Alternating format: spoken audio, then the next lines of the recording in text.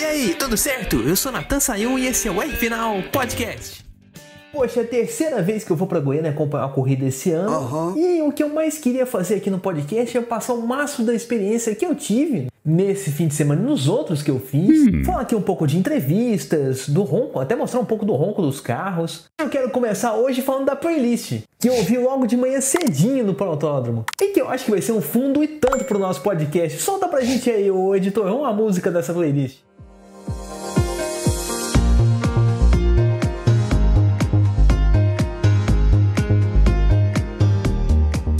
Um estilo de música house para começar a resenha de hoje. Olha, eu não sabia que uma música do Coldplay podia ter uma batida diferente e que fosse tão boa, né? A música do Coldplay já é boa, mas com a batida diferente assim, ficou legal para começar o dia. Como também o que foi legal para começar o dia foi ouvir a expectativa dos pilotos, que se concretizou depois. Eu vi que Danilo Dirani e Felipe Giafone estavam com expectativas bem com o pé no chão, sabendo as limitações dos seus caminhões, mas esperando que a rodada dupla desse alguma mexida na situação e melhorasse o panorama deles nas provas. Vamos ouvir respectivamente o Danilo e o Giafone e você vai entender o que eu tô falando. Solta pra mim aí, editor, por favor.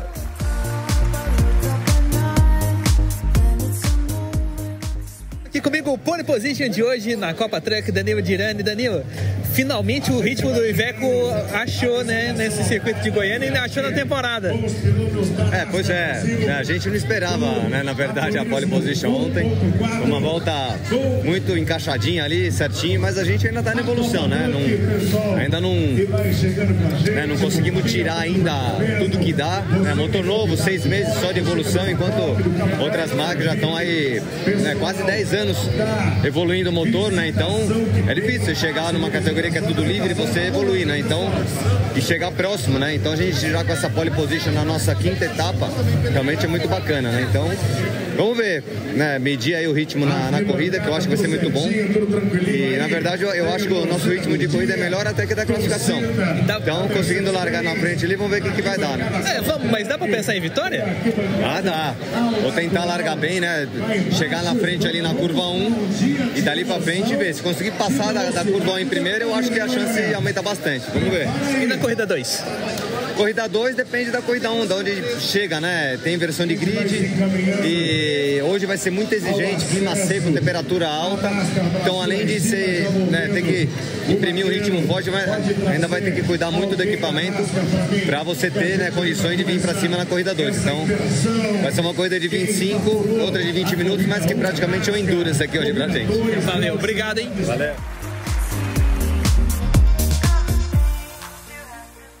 Estou hoje aqui com o Felipe Giafone. Felipe, um fim de semana começou complicado, mas qual que é a expectativa para hoje? Dá para recuperar? Não, acho que Goiânia é uma pista que dá para recuperar. A gente sai de nono, né? Vai ser duro. Mas vamos ver se a gente consegue de repente um pódio na primeira corrida, já seria muito legal. Tentar atacar mais na segunda prova. Mas a gente achou os problemas que tínhamos aí na sexta e sábado, agora o caminhão está em ordem, vamos ver o que acontece. Você falou pode na primeira corrida, mas aí tem que ganhar 6 posições, tá? É difícil ultrapassar com tanta gente na frente?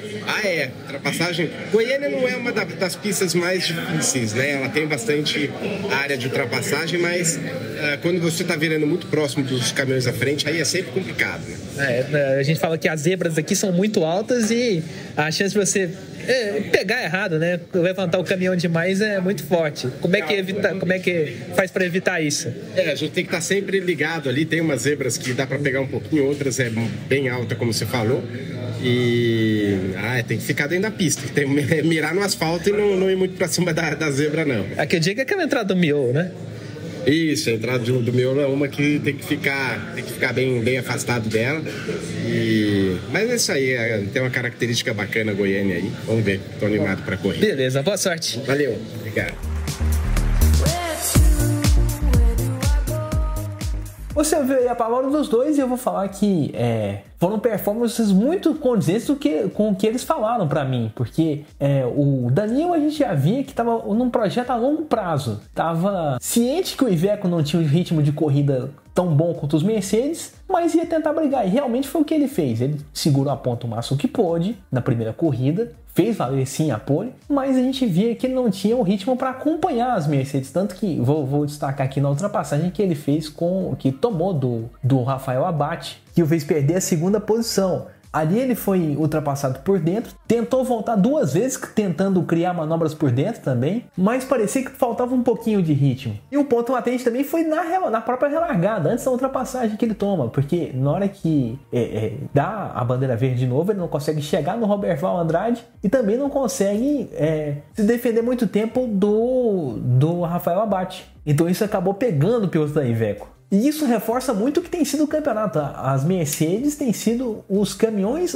a serem batidos, né? A marca a ser batida lá na Copa Truck. Antes da prova ainda estava dando a Volkswagen como líder do Mundial de Construtores, do Campeonato de Construtores. A gente está acostumado com o Mundial falando de Fórmula 1, mas o Campeonato de Construtores ainda estava para a Volkswagen.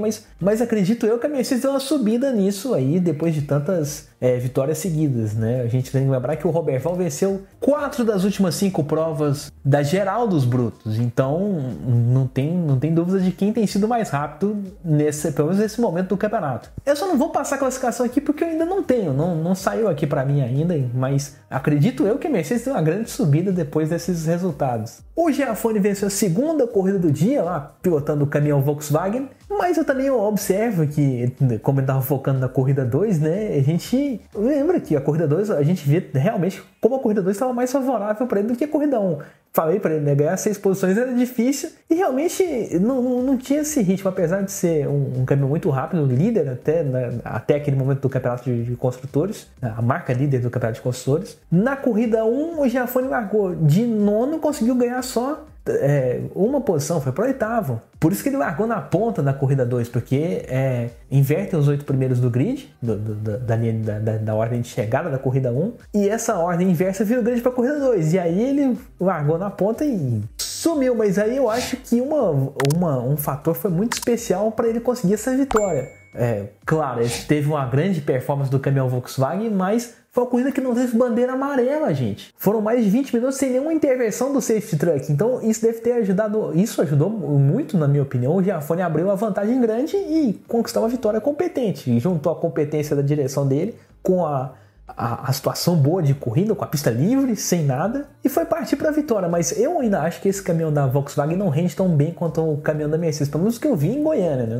Não pareceu que ser um caminhão assim de ganhar posições tão rapidamente quanto o caminhão da Mercedes. Então nesse momento ainda acredito, vou falar de novo, a Mercedes é melhor para mim nesse momento do campeonato deles. E falando em melhor do campeonato, vamos estender esse tema para o pessoal da NASCAR Brasil. Mas não especialmente para um piloto, mas para um lance especial, né? Vou colocar aqui que foi o Kiko Porto ganhando do Léo Torres no finalzinho da corrida 1 lá no anel externo. Porque, vamos colocar, o cara corre de USF 2000, é um carro de fórmula, tava fazendo aí uma participação especial na NASCAR Brasil, um piloto que corre a temporada regular inteira e tava nesse fuzuê da briga pela vitória nas últimas curvas. A gente teve ali, Moscato, Torres, Lucas Mendes e ele. 4 pilotos que podiam sair com a vitória. E naquela reta final a gente tinha o Mendes e o Torres, que, como eu falei, correm a temporada inteira. São dois grandes pilotos participantes desse campeonato, inclusive o Torres vem ali com um momento muito bom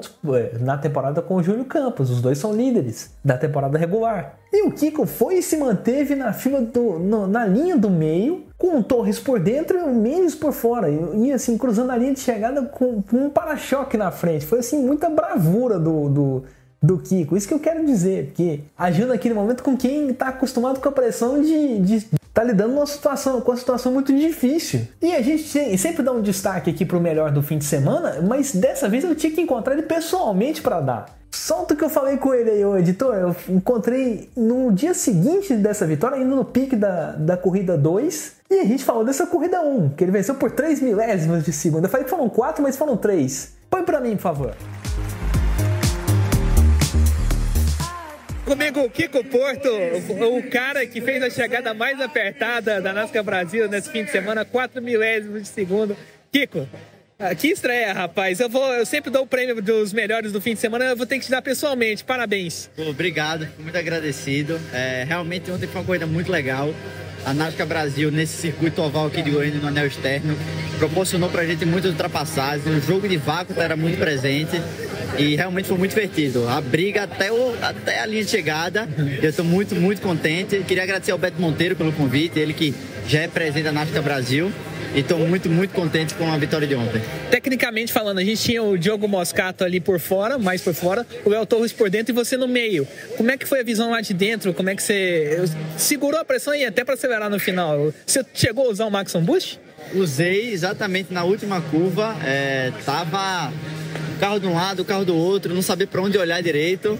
Então a única coisa que eu tentei fazer foi dar o pé o mais cedo possível e focar bem nas luzes de troca de marcha para não errar, para ganhar essa leve diferença na frente, e foi o que aconteceu e graças a Deus deu certo. E sabia que tinha ganho na hora?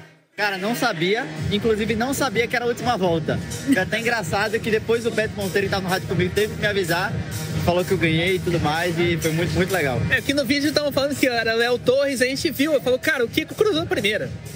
Tinha um para-choque na frente. Exatamente, o transponder marcou o Léo Torres, mas o photo finish não mentiu e deu a vitória pra gente. A gente não teve dúvida. Você pode mandar um abraço a todo mundo que assiste o R Final e acompanha você também no Road to Indy. Gente, queria mandar um abraço pra vocês, muito obrigado pelo carinho de sempre, vocês que são uma energia a mais sempre de cada vitória, às vezes em cada derrota, continuam dando esse suporte pra gente, então muito agradecido, um abraço pra todo mundo. E porque você fez a chegada mais apertada do fim de semana, você tem direito a pedir uma música.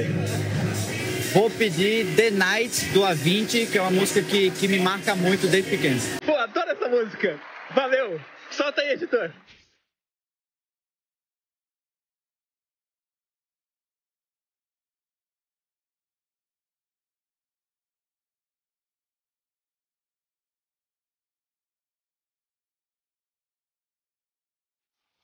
E olha, eu vou falar pra você, tem direito a pedir a música, muito legal, e não vai ter redução de resultado dessa escolha de prêmio não, vou te falar por quê. O pessoal mais chato vai me falar, pô, Natan, mas o Diogo Moscato ganhou a última corrida do fim de semana sem o capô e por 10 milésimos de segundo. Mas amigo, o Diogo Moscato é um piloto já da casa, tá acostumado com esse tipo de carro e não tava num tri-wide. Então eu vou colocar aqui o Kiko Porto na frente nesse quesito por causa de todos esses fatores. Não porque ele não mereça. Sei também que o Lucas Mendes passou um perrengue na primeira corrida de domingo, porque correu sem o capô, perdeu o capô no meio da prova, e isso interferiu na refrigeração do carro. Mas nenhum dos dois era estreante, como foi o Kiko. Mas você que é torcedor do Diogo, não fica triste não, porque eu achei ele o piloto mais consistente do fim de semana, não só porque ele correu sem o capô nas últimas 4 voltas de corrida e ganhou mesmo assim, mas ele foi constante nas 3, né? Porque ele chegou na última curva com chance de brigar nas 3. Nessa última ele ganhou do Arthur Gama, na penúltima, que foi a primeira corrida de domingo, ele quase ganhou do Vitor Gens. E nessa primeira que teve a chegada aqui, foi o Lucas Mendes, o Torres ali brigando pela vitória, o baiano estava arrumando a linha de fora para tentar alguma coisa. E quase deu certo. Ele até falou comigo o que tinha dado certo e tinha dado errado, inclusive não ficando triste por tudo que aconteceu. Exaltando uma coisa muito legal que aconteceu com ele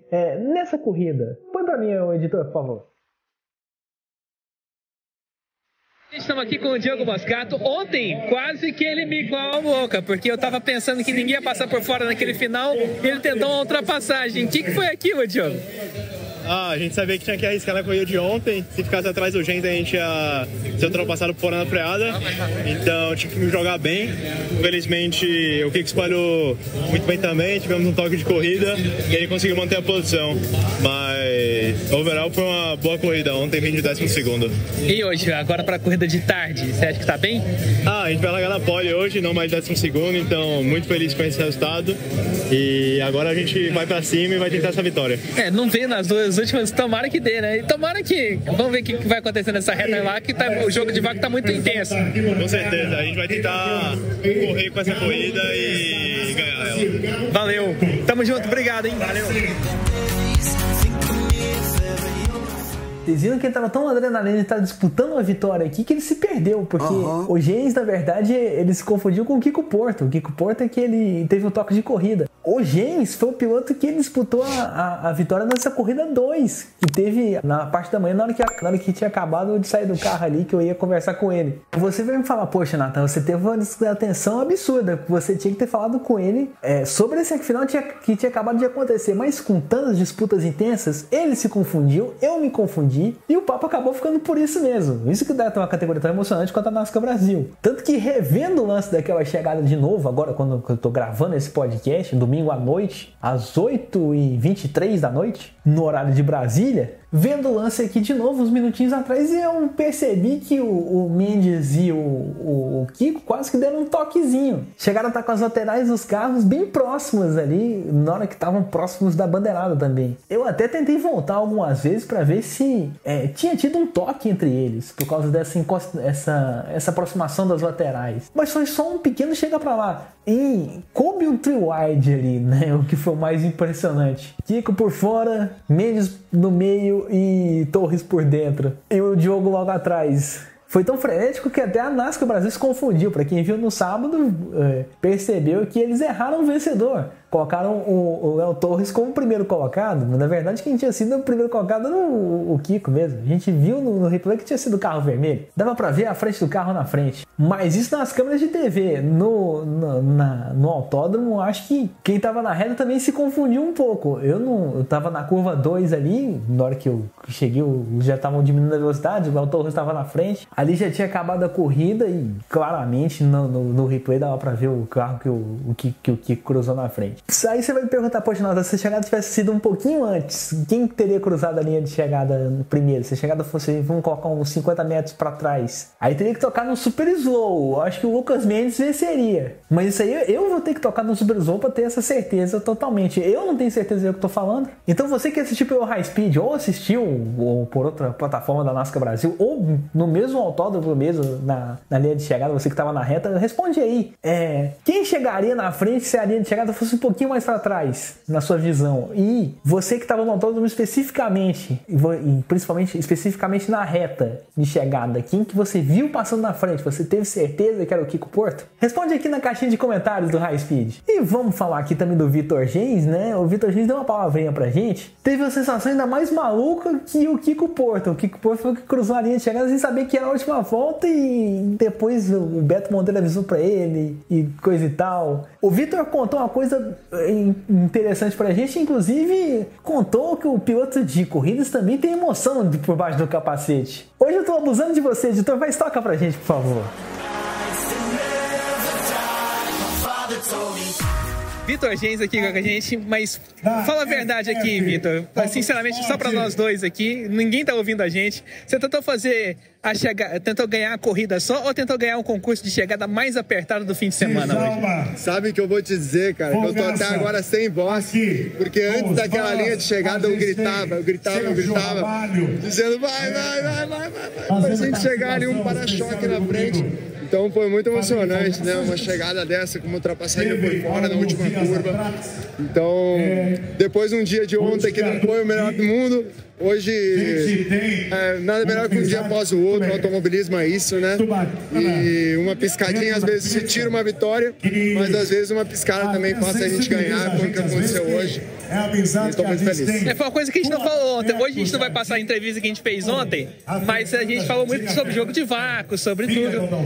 Você acha que esse finalzinho fez valer o jogo de vácuo do carro, que o carro tem, sem o Maxon Boost? Com certeza. A gente veio, na verdade, a corrida inteira trocando vácuo, até mesmo se empurrando, literalmente na reta. Um piloto empurrava o outro e assim foi a corrida inteira. Então foi uma batalha mais do que física, uma batalha mental para tu estar sempre ali conseguindo disputar e estar no lugar certo na hora certa. Sem dúvida, na linha de fora que foi o mais impressionante. Isso, então foi com chave de ouro. O incrível é que você e o Kiko ganharam pela linha de fora. Então, foi. Assim, dá pra saber que a linha de fora é que tem mais gripe? Assim? Na verdade é onde tinha espaço, então a gente se botou. Claro que a gente sempre quer ficar por dentro, mas às vezes sobra por fora e foi isso. Então valeu. Onde tem espaço, onde tem ultrapassagem, então. É isso mesmo. Tamo junto. aí, não, o Vitor Gens é engraçado que ele teve o mesmo sentimento que eu, que corro no Gran Turismo, né? Eu, quando corro no Gran Turismo, quando tem uma chegada apertada assim, quando eu tô competindo contra alguém, eu tenho que me segurar da cadeira pra não perder a concentração ali, porque eu fico empolgado com a chegada que eu tô emparelhado com a pessoa do meu lado. Então vamos dizer que o Vitor Gens teve um sentimento de videogame ali debaixo do capacete dentro do seu carro da NASCAR Brasil. E pra fechar aqui o assunto da NASCAR Brasil, o pessoal vai falar que a gente deu azar pro Léo Torres e consequentemente pro Júlio Campos, né, que são líderes do campeonato regular e não venceram nenhuma corrida nessa Special Edition. O Léo Torres não venceu nenhuma das 3 que disputou e eu gravei um vídeo passando na frente do box do Léo Torres. Na verdade, ele foi competitivo na 3. O que acontece são coisas de corrida, né? A gente teve ali o desprendimento da carenagem dele na corrida de domingo de manhã, mas com tantos toques, gente, fala a verdade, alguém que disputa a ponta iria ter alguma coisa em algum momento. E, infelizmente foi o Léo Torres.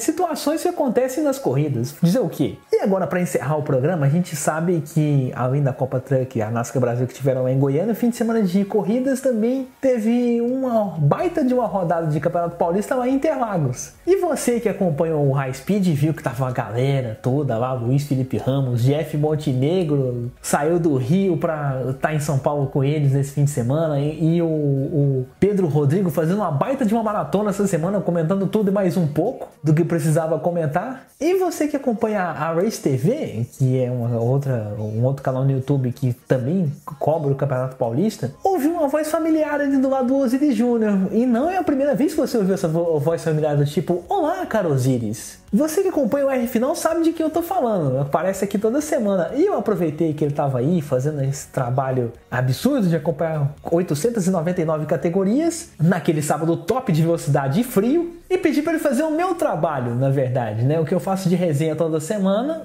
de categorias que eu cubro, ele fazer a resenha das categorias que ele cobriu. Então vou até dar a chave do carro aqui, o carro-chefe do R Final, do apresentador / comentarista, e passar pro meu amigo Ricardo Arcuri. Vai daí, amigo!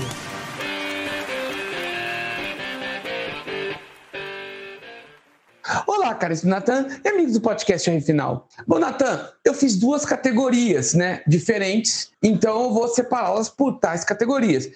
Tivemos na Copa Joy 2 corridas bem interessantes, onde elas começaram com uma chuva bem fina, uma garoa forte, eu até diria, mas elas foram secando durante a prova, ou seja, não foi uma corrida fácil em nenhuma das situações, tá? E o que nós vimos foi uma corrida onde o Weber Gomes, na segunda prova, largou da ponta e acabou ganhando, aproveitando essa vantagem de ter largado na frente.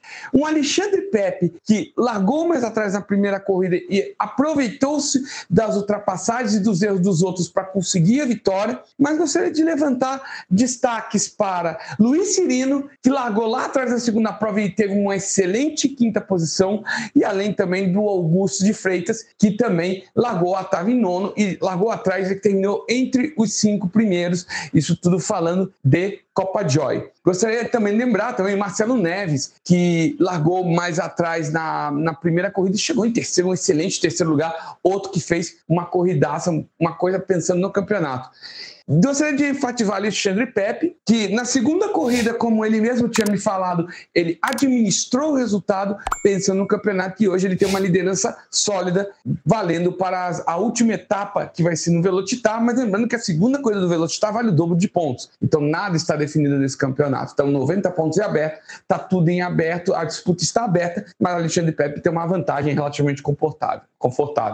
No caso da HB20, gostaria de mencionar a vitória do André Bragantini de ponta a ponta. Ele não teve com quem disputar, porque na verdade o pessoal atrás foi se pegando, ele foi abrindo distância e abriu incríveis 8 segundos no final da corrida, coisa que sabemos bem, numa categoria monomarca de carros iguais, isso faz uma grande diferença, é uma grande distância, algo a se enfatizar. E gostaria também de mencionar a corrida do Índio, né? Que largou mais atrás e terminou entre os 5 primeiros, além do Adilson Júnior, que fez uma baita disputa ali pela segunda posição da categoria. Esses são os destaques que me chamaram a atenção, principalmente no HB20, foi o domínio do André Bragantini, realmente que foi algo um pouco fora do comum. Ele que inclusive estreia patrocínio novo, que é da Oakberry, que quem conhece da marca sabe que é uma marca brasileira que está aparecendo no mundo inteiro. Então ele já representou muito bem nessa situação, um piloto da qualidade do calibre que nós sabemos que ele é, né? É isso aí, Natan. Um grande abraço, uma boa semana a todos. Tá aí Ricardo Arcuri com a análise dele do sábado de várias categorias aí em Interlagos. E até fala que o cara foi um herói, porque gravou isso às 9h10 da noite depois de um dia inteiro de trabalho. Inclusive tendo acordado cedo aí pra participar da cobertura da Race TV. Até puxando aqui um assunto que ele falou da Oakberry, que é uma marca que vem se envolvendo bastante com o automobilismo e vem se internacionalizando. Eu gostaria muito que fizessem um patrocínio de uma marca internacional, de uma categoria internacional, já que a gente vai ter a Fórmula Indy e a WEC chegando ano que vem no Brasil, lá em São Paulo. Seria muito legal essa produtora de açaí ter uma equipe como a Brahma teve lá na Fórmula Indy na década de 90. Não era totalmente Brahma, era uma parceria com a equipe Green, mas era um carro estilizado com as cores da Brahma, né? Que era vermelho e amarelo, com um patrocínio Brahma enorme. E a gente podia ter o roxo da Oakberry ali num carro de Fórmula Indy, já que é o país que a marca Oakberry tem se destacado tanto, que é os Estados Unidos. Já poderiam dar um passo assim, né? E se ganhasse essa corrida que a Indy está querendo fazer em Interlagos, seria sensacional. Mas para falar de Fórmula Indy, hoje a gente vai ter que deixar para um outro programa, porque hoje a gente está estourando o limite de longe do que a gente costuma fazer. Então, até para falar da Fórmula Indy no Brasil e sobre outros destaques dessa categoria, vamos deixar para outro dia. Enquanto isso, não esquece de seguir o meu Instagram, @NatanRFinal, para ficar ligado nos posts de automobilismo que eu faço por lá, inclusive dos bastidores que eu fiz lá na etapa de Goiânia. E fica ligado nos nossos parceiros de R-Final. Tem aí o pessoal do Portal High Speed, como eu falei, que transmitiu várias categorias nesse fim de semana. Old Stock Race, H-Race Cup, Copa Joy, Fórmula Delta, além da própria Truck NASCAR Brasil. E também fica ligado nos nossos amigos do Portal JW News, lá capitaneado pelo meu amigo Fábio Santana e pela esposa dele, a Tamires Moura. Essa semana, além deles colocarem notícias sobre a temporada atual de automobilismo, fizeram uma matéria relembrando a primeira vitória do Rubinho Barrichello na Fórmula 1, lá no GP da Alemanha de 2000. Então acessa lá jwnews.com.br e acompanhe esse portal de notícias que também é nota 10. Por hoje eu vou encerrando por aqui. Até a próxima e um grande abraço.